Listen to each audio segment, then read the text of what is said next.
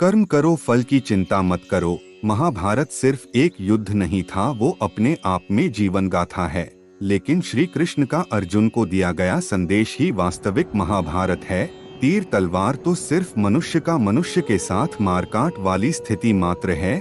गीता उपदेश जिसका जीवन में अहम योगदान है और जो जीवन में होने वाली हर घटना के बारे स्थिति के बारे में हमें अवगत करता है कि किस परिस्थिति में हमारा क्या धर्म है। श्रीमद्भागवत का संदेश श्री कृष्ण ने श्लोकों के माध्यम से दिया है और गीता में लगभग 700 श्लोक है, जिसमें से एक सबसे प्रसिद्ध श्लोक है जिसे आम जान मानस में खूब ख्याति मिली है। कर्मण्येवाधिकारस्ते मा फलेषु कदाचन मां कर्मफल हेतुर्भुर्मा ते संगोऽस्त्व कर्मणि। ये श्लोक संख्या 47 है, जिसे श्रीमद्भागवत गीता के दूसरे अध्याय से लिया गया है।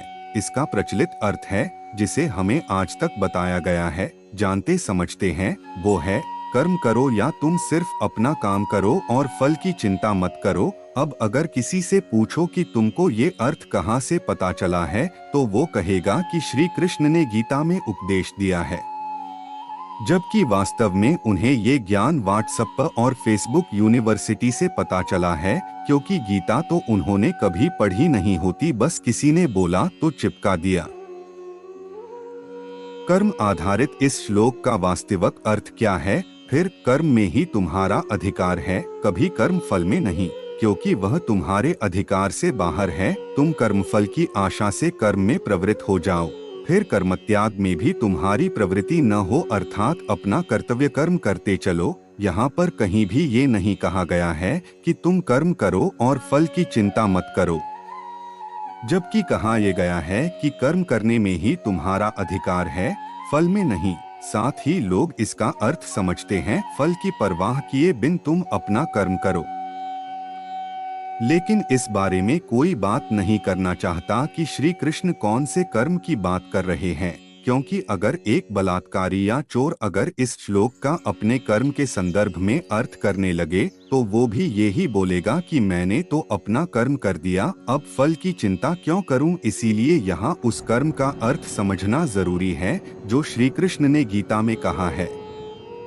युद्ध के मैदान में खड़ा अर्जुन अपने स्वजनों के मोह में फंसकर अपने युद्ध के कर्म से पीछे हट रहा है। तब श्री कृष्ण उसे कहते हैं, हे अर्जुन, तुम्हें इस समय अपने सही कर्म को पहचानो और वो करो जो सही है, बिना किसी फल की चिंता किए बिना, क्योंकि जो काम सही होगा उसका फल भी सही होगा, और अगर तुमने गलत कर्म का चुनाव किया है तो फल भी गलत ही होगा।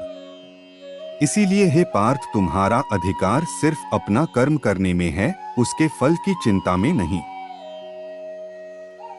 कुछ भी करने से पहले हम चयन करते हैं सही और गलत का। श्री कृष्ण कहते हैं कि जो कर्म मुझे ध्यान में रखते हुए अर्थात सत्य को ध्यान में रखते हुए किया जा रहा है, वो ही सही कर्म है। जो काम निष्काम भाव से अर्थात अपनी कामना को पीछे रखकर किया गया है, वो ही सही कर्म है। लेकिन हमें अपनी उस कामना को पीछे रखकर निष्काम कर्म करना आता ही नहीं है। फिर हम जो चुनाव करते हैं वो गलत ही होता है। जब उस काम में डर और तनाव होता है तो श्री कृष्ण को बदनाम करते हैं और अपने मन को तसल्ली देने के लिए कहते हैं, कर्म करो परंतु फल की चिंता मत करो।